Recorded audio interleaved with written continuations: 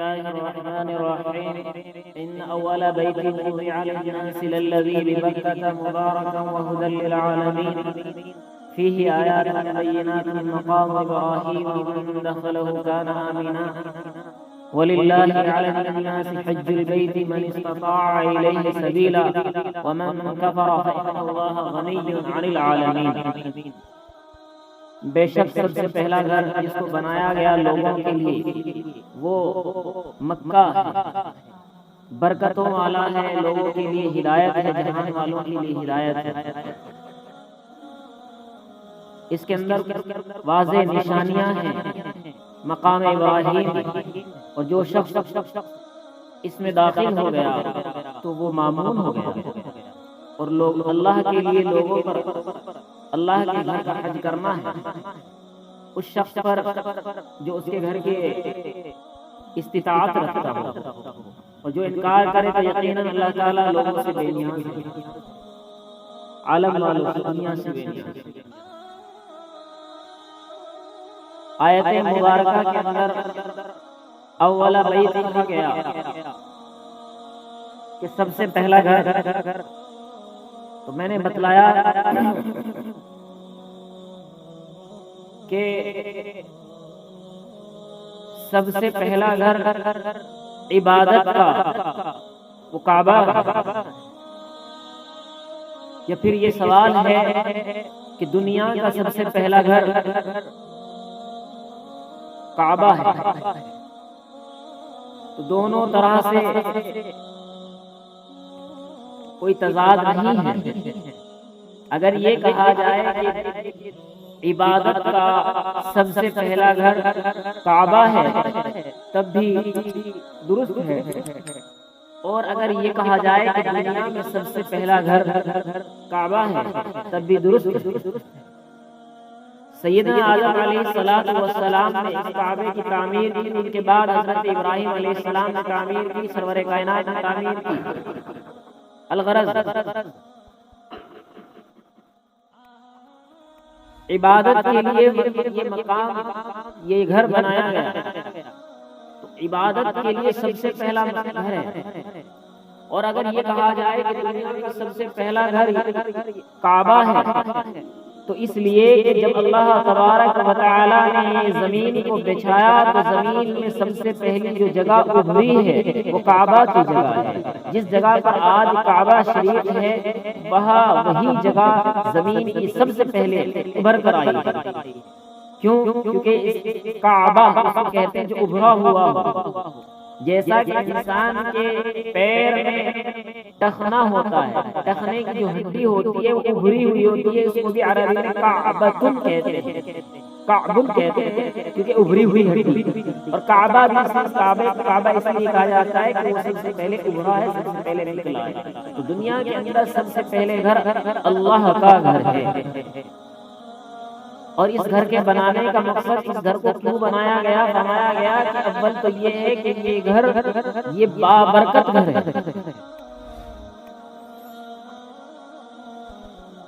اور یہاں پر تو خداوند عالم نے گھر کے ساتھ پورے شہر کو بابرکت قرار دے دیا، ببکۃ مبارکہ، کہ پورا شہر مکہ مکرمہ یہ بابرکت ہے۔ سرور کائنات جناب محمد رسول اللہ صلی اللہ علیہ وسلم نے فرمایا کہ جو شخص دو رکعت نفل کعبہ محترم میں ادا کرے تو اس کو 1,00,000 رکعت کے برابر ثواب ملتا ہے۔ اس کی برکتیں بے شمار، اور پھر یہ لوگوں کے لیے جہاد کا کام بھی دیتا ہے، کیونکہ یہ دنیا کے بالکل بیچ میں ہے، اس سینٹر میں ہے، جس سے انسان اپنے مشرق و مغرب، شمال و جنوب کی جہت کو منتخب کر لیتا ہے۔ اس طرح سے یہ ہدایت دیتا ہے، راستہ بتاتا ہے، اور اس کی برکتوں کو دیکھ کر انسان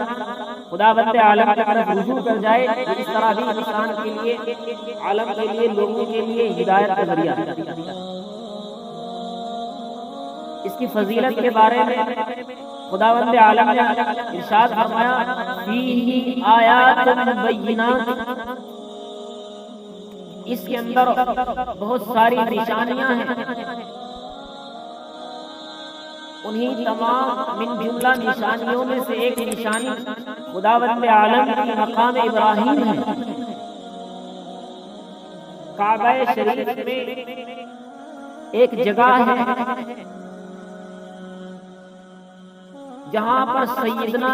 ابراہیم علیہ السلام نے کھڑے ہو کر اس کی تعمیر کی ہے۔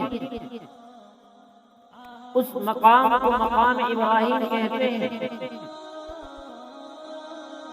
اللہ تبارک و تعالی نے اس مقام کو اتنا مقبول فرمایا کہ سورہ بقرہ میں ارشاد خداوند عالم ہے وَاتَّخِذُوا مِن مَّقَامِ إِبْرَاهِيمَ مُصَلًّى، کہ مقام ابراہیم کو نماز کی جگہ بنا لو۔ گویا آج تک اور قیامت تک جتنے حجاج کرام کعبہ محترم کا طواف کرتے ہیں تو طواف کرنے کے بعد 2 رکعت نماز ادا کرتے ہیں مقام ابراہیم کے سامنے، وَاتَّخِذُوا مِن مَّقَامِ إِبْرَاهِيمَ مُصَلًّى۔ جبکہ یہ آیت مبارکہ مقام ابراہیم کے لحاظ سے عام ہے، یعنی پوری مسجد، پوری مسجد حرم کو نماز کی جگہ بنا لیجیے۔ اسی لیے جس شخص نے مطاف میں طواف کیا اس کا بھی طواف ہو جاتا ہے، اور پھر وہ 2 رکعت ادا کرتا ہے تو ادا ہو جاتی ہے۔ اور اگر اس نے مسجد حرم کے پہلی منزل یا دوسری منزل میں بھی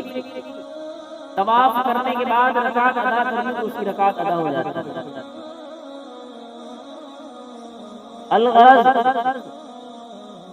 مقام ابراہیم خداوند عالم کی بڑی نشانی ہے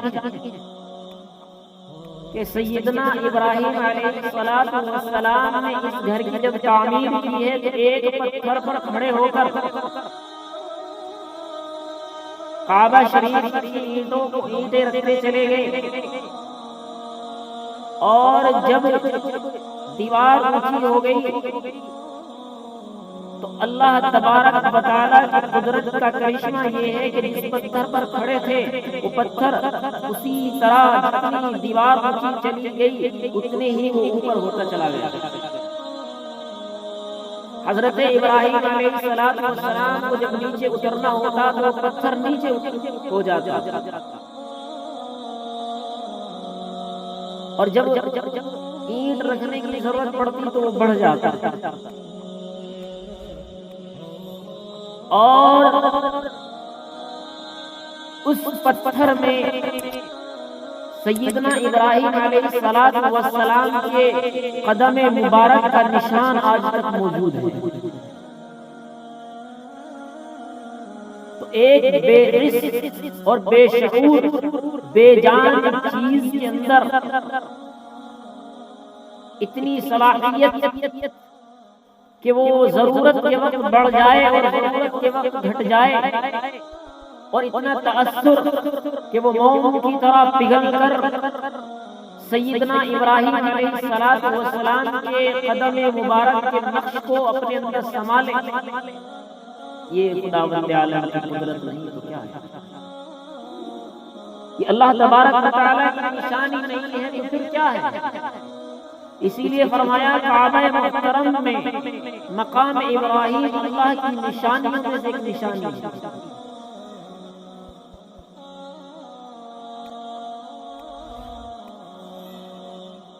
یہ پتھر کعبہ شریف کے دروازے کے قریب نیچے لگا ہوا تھا،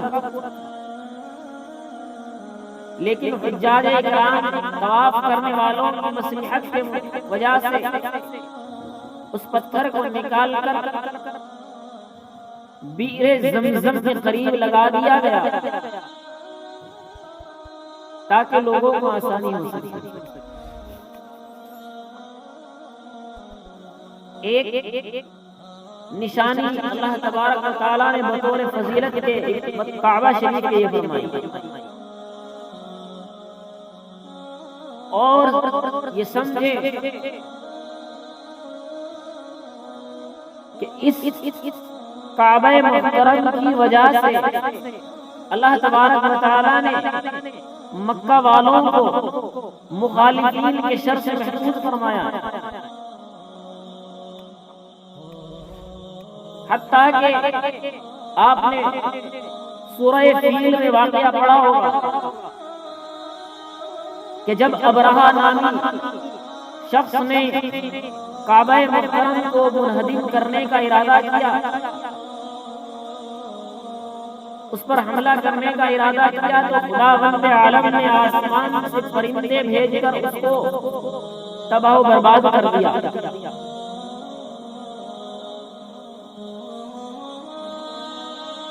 اور پرندوں نے اپنے چونچ میں لی ہوئی کنکریاں اس ابرہہ نامی شخص پر اور اس کے لشکر پر جو ہاتھی والا تھا وہ برسانے شروع کیے، اور وہ کنکریاں اس پر لگ کر ہر انسان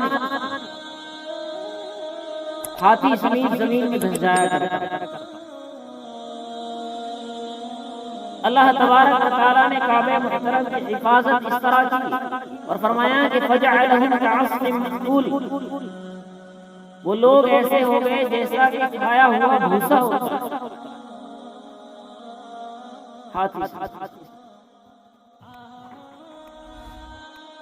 تو کعبہ محترم کی وجہ سے اللہ تبارک و تعالیٰ نے مکہ والوں کو لوگوں کے شر سے محفوظ فرمایا۔ دوسری نشانی یہ بتلائی فضیلت کے طور پر کہ کعبے کی فضیلت یہ ہے کہ وَمَن دَخَلَهُ كَانَ آمِنًا، کہ جو شخص اللہ کے اس گھر میں داخل ہو جائے تو وہ مامون ہو جاتا ہے، وہ محفوظ ہو جاتا ہے ہر بلا سے، ہر مصیبت سے، حتیٰ کہ اگر کسی نے کسی کو قتل بھی کر دیا ہے تو اس قاتل کو سزا نہیں دی جاتی کعبہ محترم کے اندر، اسے مجبور کیا جاتا ہے کعبے سے باہر نکلنے کے لیے، لیکن کعبہ شریف کے اندر اس کو اس کے حرم کے کبھی سزا نہیں دی جاتی۔ وَمَن دَخَلَهُ كَانَ آمِنًا، جو اللہ کے گھر میں داخل ہو گیا، یہاں تک کہ پرندوں کو بھی، وحشی جانوروں کو بھی مامون تھا کہ اگر کوئی جانور، کوئی وحشی جانور بھی کعبہ محترم میں داخل ہو جائے تو لوگ اس کو بھی قتل نہیں کر سکتے، اس کو بھی نہیں ماریں گے، ان کی بھی جان کی سلامتی ہے۔ تو گویا اللہ کے گھر میں کوئی خوریزی نہیں کر سکتا، وہ حق ہو یا نہ حق۔ چنانچہ یہ واقعہ بڑا مشہور بھی رہا ہے اور دیکھا بھی گیا ہے کہ اگر کسی کے باپ کا قاتل کعبہ محترم میں داخل ہو گیا اور مقتول کا بیٹا آمنے سامنے ہو گیا تو اس نے غصے کو پی لیا، قاتل کو قتل نہ کیا اور نظریں نیچے کر کے نکل گیا۔ کیوں؟ کیونکہ یہ اللہ کا گھر ہے۔ اس گھر کی تعظیم اور عظمت اور احترام ہر مذہب کا انسان کرتا ہے، کرتا تھا، یہود نصارہ بھی، حتیٰ کہ کفار مکہ بھی،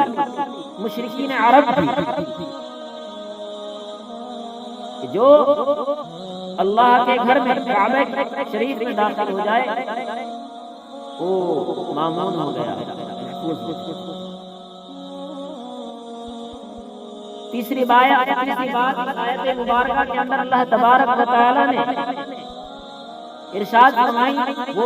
کہ وَلِلَّهِ عَلَى النَّاسِ حِجُّ الْبَيْتِ، کہ لوگوں پر اللہ کے گھر کا حج کرنا فرض ہے، لیکن کس شخص کے لیے؟ فرمایا اس شخص کے لیے من استطاع الیہ سبیلا، جو اللہ کے گھر جانے کی گنجائش رکھتا ہو،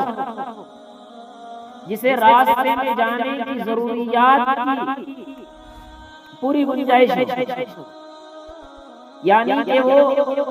اللہ کے گھر جانے اور آنے کا جو خرچ ہے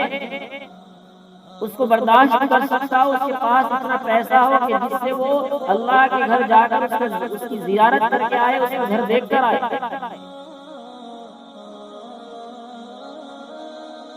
تو اس شخص پر حج کرنا فرض ہے۔ ضرورت سے زائد اگر اس کے پاس پیسہ پڑا ہوا ہے، مال ہے کہ وہ اللہ کے گھر جا سکتا ہو اور آ بھی سکتا ہو، یعنی کہ صرف جانے کا پیسہ ہو، آنے کا پیسہ نہیں، جانے اور آنے کی گنجائش ہو، اس کے بعد اس کے پیچھے جو اہل و عیال، اس کے بچے گھر میں ہیں اور وہ جو اس کے ماتحت رہتے ہیں، ان سب کا خرچ بھی وہ دے کر گیا ہو۔ ایسا نہیں کہ وہ حج پر چلا جائے اور پیچھے اس کے اہل و عیال اور ماتحت لوگ بھوکے رہیں، ہرگز ایسا نہیں، بلکہ وہ ان کا خرچ دے کر اور اپنے راستے میں کرایہ وغیرہ کا خرچ ہے، وہ تمام چیزیں اور وہاں رہنے کا اور آنے کا خرچ جس کے پاس ہے جو کر سکتا ہے، اس کے لیے اللہ کے گھر کا حج کرنا فرض ہو جاتا ہے۔ ہاں اگر راستہ معمول نہ ہو تب بھی حج پر قدرت حاصل نہیں، کہ راستے میں خطرہ ہے، خطرے کا یقین ہے، راستہ معمول نہیں ہے، تب بھی اسے حج کرنے پر قدرت حاصل نہیں۔ ایسے ہی اگر کوئی عورت ہے اور اس کے ساتھ کوئی محرم نہیں ہے، تب بھی اسے کہا جائے گا کہ یہ بھی حج کرنے پر قدرت نہیں رکھتی۔ ہاں اگر وہ کسی محرم کو لے جائے اپنے خرچ سے تب بھی جائز ہے، اور اگر محرم اپنے خرچ سے جانا چاہے تب بھی جائز ہے۔ ایک بات ہمیشہ یاد رکھنا، آج کے زمانے کے لوگ یوں کہتے ہیں کہ بچوں اور بچیوں کی شادی کرنا فرض ہے، حج بعد میں کریں گے، کہ میرے اوپر شادی کرنا نہیں، شادی کرنا تمہارے اوپر فرض نہیں۔ بڑے ہیں، انتظام کر سکتے ہیں، انتظام کر سکتے ہیں، لیکن فرض نہیں۔ قرآن کریم خود کہتا ہے کہ جو شخص نان و نفقہ اور سکنا کی گنجائش رکھتا ہو، رہنے کے لیے مکان، کھانے کے لیے کھانا اور پہننے کے لیے کپڑوں کا انتظام کر سکتا ہو، اس شخص کے لیے نکاح جائز ہے۔ اور اگر نہیں کر سکتا تو پھر اس کے لیے گنجائش نہیں۔ تو والدین اس بات سے کہ میں ابھی بچے ہیں، بچیاں ہیں، نکاح کرنا ہے، ان کی شادی کرنا ہے، ہم حج میں نہیں جا سکتے، نہیں، شادی کرنا تمہارے اوپر فرض نہیں ہے۔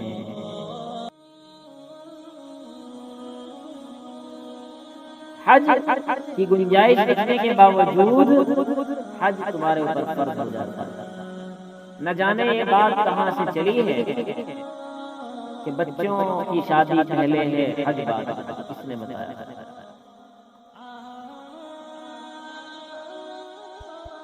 شریعت مطہرہ پاگل آدمی کا نکاح جائز نہیں بتاتی، کہ اگر انسان پاگل ہے تو اس کا نکاح نہیں ہو سکتا، اور جو انسان استطاعت نہیں رکھتا اس کا نکاح نہیں کر سکتا۔ تو شریعت مطہرہ نے تو والدین پر اس کی ذمہ داری نہیں ڈالی کہ تم نکاح کرو، ہاں انتظام کرو، بچوں کے ساتھ لگ کر ان کا ایک خوبصورت طریقے پر نکاح کرا دو۔ نکاح کرانے میں کہاں خرچ ہوتا ہے؟ شریعت مطہرہ تو نہیں کہتی آپ خرچ کریں، قاضی بلائیں، نکاح پڑھائیں، 2 گواہ ہو گیا۔ اور اگر لڑکا ہے تو اپنی گنجائش کے مطابق اپنے آس پڑوس والوں کو کھانا کھلا دے، اسے ولیمہ کہتے ہیں۔ آپ علیہ السلام نے ایک شخص کو دیکھا، 1 مہینے کے بعد آئے، آپ علیہ السلام سفر سے دیکھا کہ اس کے چہرے پر شادی کے اثرات نمایاں ہیں، تو کہا بھائی شادی کر لی؟ جی یا رسول اللہ شادی ہو گئی۔ تو آپ علیہ السلام نے فرمایا اولیم ولو بشاۃ، بھائی ولیمہ کھلاؤ، چاہے ایک بکری کیوں نہ لاؤ۔ ہاں، یعنی ضروری نہیں ہے کہ آپ بڑے بڑے دیگ نکالیں، سارے پورے گاؤں کو اکٹھا کر لیا جائے، یہ شریعت نہیں کہتی۔ پوری برادری کو اکٹھا کر لیا جائے، قرض میں ڈوبتے چلے جائے، ناک نہیں کٹنی چاہیے، پورا کٹ جائے آدمی، کوئی مسئلہ نہیں۔ برادری کے اندر اگر دعوت نہیں ہوگی تو ناک کٹ جائے گی، اور دعوت ہو گئی، سنو، پوری برادری کی دعوت کرنے والے تو دعوت تو کر دیتا ہے، پھر اس کی ساری زندگی کٹ جاتی ہے، ناک نہیں کٹتی بلکہ ساری زندگی ختم ہو جاتی ہے، پھر وہ اس قرض کو اتارتے مر جاتا ہے۔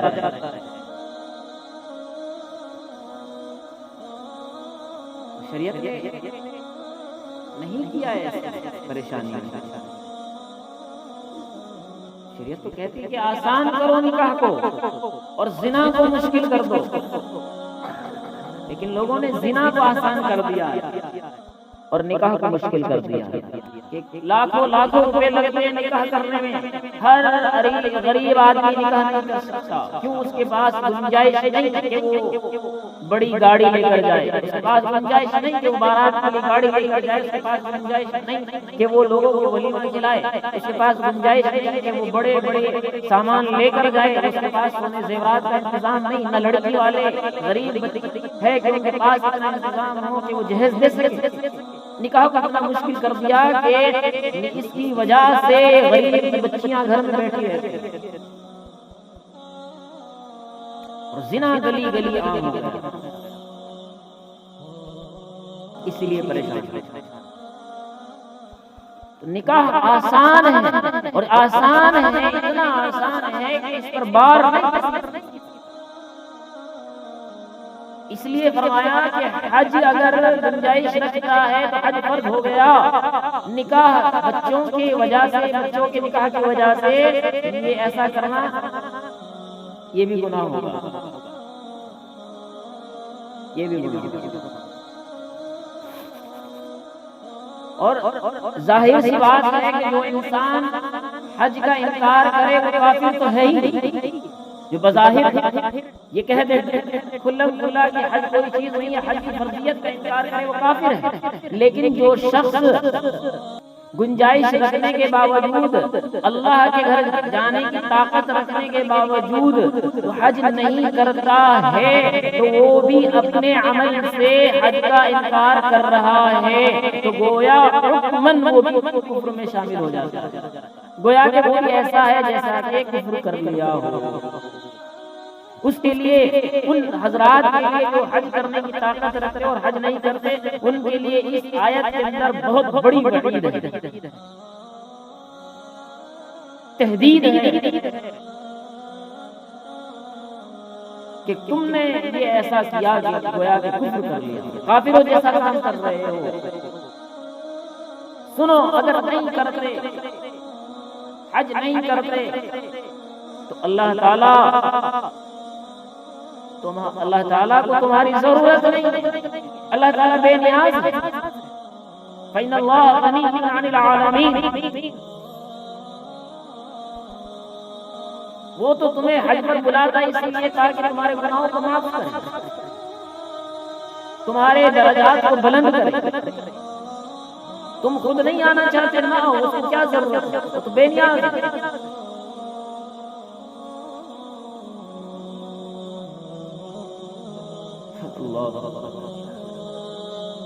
چند باتیں، یہ 3 فضیلتیں کعبہ شریف کے بارے میں یہاں پر بیان کی گئی کہ ایک مقام ابراہیم ہے،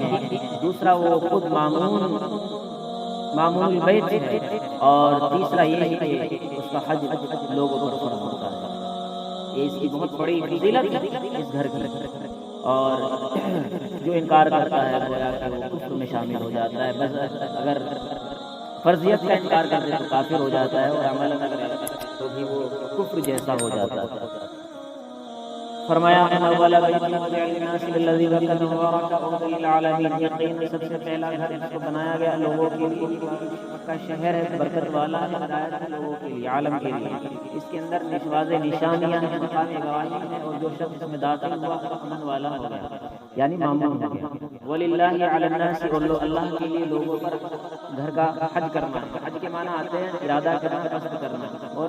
حج اصطلاح شرع میں وہی اسی کو کہتے ہیں کہ اللہ کے گھر جا کر طواف اور یہ تمام چیزوں کرنے کو کہتے ہیں، کیونکہ عرفات کو حج ہوتا ہے۔ تو حج البیت من استطاع الیہ سبیلا، بیت اللہ کا حج کرنا ہے اس شخص کے لیے جو اس کی طرف راستے کی گنجائش رکھتا ہو۔ ومن کفر، جس نے انکار کیا، فإن اللہ غنی عن العالمین، بے شک اللہ تعالیٰ بے نیاز ہے عالم والوں سے، لوگوں والوں سے۔ قل يا أهل الكتاب لم تكفرون بآيات الله والله شهيد على ما تعملون قل يا أهل الكتاب لم تصدون عن سبيل الله من آمن تبغونها عوجا وأنتم شهداء وما الله بغافل عما تعملون يا أيها الذين آمنوا إن تطيعوا فريقا من الذين أوتوا الكتاب يردوكم بعد إيمانكم كافرين۔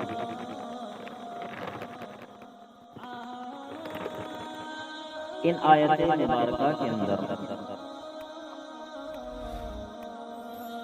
پہلے اہل کتاب سے خطاب تھا، پھر درمیان میں حج کا بیان گیا، اب پھر اہل کتاب سے خطاب ہوا۔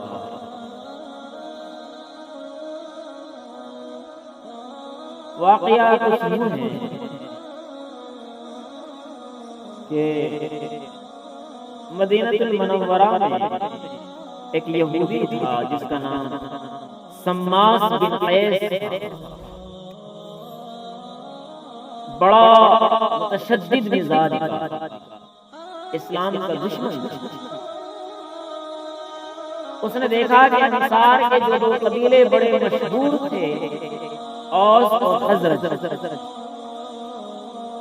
ان کے درمیان زمانے جاہلیت میں جنگ جو چلا کرتی تھی وہ صدیوں صدیوں چل جایا کرتا ہے، سالوں سال چل جایا کرتا ہے۔ تو اس نے دیکھا کہ اب اسلام کے دامن میں آ گئے ہیں، ایک جگہ کھا رہے ہیں، ایک جگہ پی رہے ہیں، خوشحال ہیں، متفق ہیں ایک دوسرے کی بات سے، تو اس سے رہا نہ گیا۔ اس نے حسد میں آ کر ایک شخص سے کہا کہ یہ دو قبیلے اوس و خزرج زمانے جاہلیت کے لمبے زمانے تک لڑا کرتے تھے، اور لڑائی میں جنگ میں ایک دوسرے پر اپنے فخریہ اشعار پڑھا کرتے تھے، تو تم ایک کام کرو، ان کے درمیان جا کر وہ اشعار پڑھنا شروع کرو۔ اس شخص نے اشعار پڑھے، اشعار کا پڑھنا تھا کہ لوگ تیش میں آ گئے اور اتنے آپس میں غصے میں آئے کہ لڑائی کی جگہ اور لڑائی کا وقت مقرر ہو گیا۔ سرور دو عالم جناب محمد رسول اللہ صلی اللہ علیہ وسلم کو خبر ہوئی تو آپ علیہ الصلوۃ والسلام تشریف لائے اور آ کر فرمایا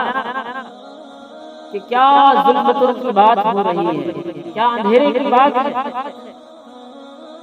کہ میرے ہوتے ہوئے تم پھر وہی زمانے جاہلیت والے عمل پر اتر آئے ہو؟ کیا تم اس طرح سے کفر کی طرف عود کرنا چاہتے ہو، لوٹ جانا چاہتے ہو؟ تو ان دونوں فریقین نے سمجھ لیا کہ یہ شیطانی سازش ہے، شیطانی چال ہے، توبہ کی، اور دونوں نے آپس میں گلے ملے اور بہت روئے۔ اس واقعے کے تحت یہ آیت نازل ہوئی۔ فرمایا قل یا اہل الکتاب لم تکفرون بآیات اللہ، اللہ تبارک و تعالیٰ فرماتے ہیں نبی فرما دیجئے کہہ دیجئے ایک اہل کتاب تم اللہ کی آیتوں کا کیوں انکار کرتے ہو واللہ شہید علی ما تعملون اللہ تعالیٰ گواہ ہے تم کر رہے ہو دیکھ رہا ہے نگہبان ہے قل یا اہل الکتاب لم تصدون عن سبیل اللہ من آمن آپ فرما دیجئے اے اہل کتاب تم کیوں روکتے ہو اللہ کے راستے سے اس شخص کو جو ایمان لایا ایمان والوں کو اللہ کے راستے سے تبغونها عوجا تم اس کے دین میں کجی تلاش کرتے ہو وانتم شہداء جب تم خود جانتے ہو واللہ بغافل عما تعملون اور اللہ تعالیٰ تمہارے اعمال سے بے خبر نہیں یا ایھا الذین آمنوا ان تطیعوا فریقا من الذین اوتوا الکتاب یردوکم بعد ایمانکم کافرین اے ایمان والو اگر تم اطاعت کرو گے اہل کتاب کی تو وہ تم کو تمہارے ایمان لانے کے بعد کفر کی طرف لوٹا دیں گے اگر تم ان کی بات کو مانو گے تو تمہیں یہ کفر تک لے جائیں گے وَكَيْفَ تَكْفُرُونَ اور تم کیسے کر سکتے ہو وَأَنْتُمْ تُتْلَى عَلَيْكُمْ آیَاتُ اللَّهِ جبکہ تمہارے سامنے اللہ کی کتاب یعنی اللہ کی آیتیں پڑھی جاتی ہے تلاوت کی جاتی ہے وَفِيكُمْ رَسُولُ اور اللہ کا رسول تمہارے درمیان موجود ہے وَمَن يَعْتَصِمْ بِاللَّهِ فَقَدْ هُدِيَ إِلَىٰ صِرَاطٍ مُّسْتَقِيمٍ تو جو شخص اللہ کے رسی کو مضبوطی سے پکڑے گا تو یقیناً اس کو ہدایت دی گئی سیدھے راستے پر تو یقیناً وہ راہیاب ہو چکا اللہ کے سیدھے راستے کی طرف تو اس میں اہل کتاب کی ڈانٹ اور ڈپٹ ہے کہ تم ایمان والوں کو ایمان سے روکتے ہو جبکہ تم کو خود کو پتا ہے کہ یہ دین برحق ہے ہونا تو یہ چاہیے تھا کہ تم خود اسلام کو قبول کرتے دین کو قبول کرتے لیکن تم بجائے دین کو خود قبول کرنے کے لوگوں کو روکتے ہو تو سنو تمہارے اس عمل سے اللہ تعالیٰ باخبر ہے اللہ تعالیٰ تمہیں دیکھ رہا ہے ایمان والو اگر تم ان کی بات مانو گے یہ تمہیں کفر میں لے جائیں گے اور تم کفر کیسے کر سکتے ہو تمہارے سامنے اللہ کی آیتیں قرآن کریم پڑھا جاتا ہے سرور کائنات موجود ہے تو سنو اگر تم یہ چاہتے ہو کہ سیدھے راستے پر چلو تو سیدھے راستے پر چلنے کا طریقہ یہ ہے کہ جو شخص بھی اللہ کے دین کی رسی کو مضبوطی سے پکڑے گا وہی سیدھے راستے پر چلے گا وہی کامیاب